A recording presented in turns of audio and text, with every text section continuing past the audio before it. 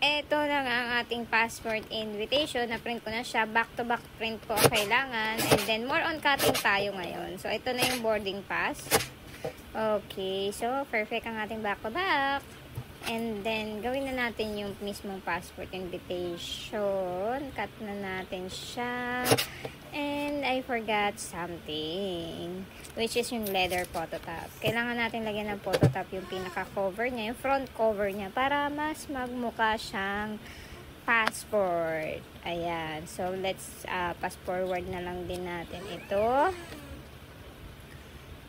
Ayan. Ganito ako maglagay ng phototop. Kaso medyo, ayan, dito. Medyo puyat-puyat na ako. Medyo nadiin-diin ko siya. Bumakat yung mga square-square, no? Aking paper cutter, but it's still good pa rin naman tignan. Ayan na siya, diba? Ang lakas passport talaga ng leather. And then cut na natin side by side, and ayun, perfect ang ating print ng back to back. Then tupiin na natin, tapos na siya. Ang template po ay nandiyan sa ating comment section. Please like and share.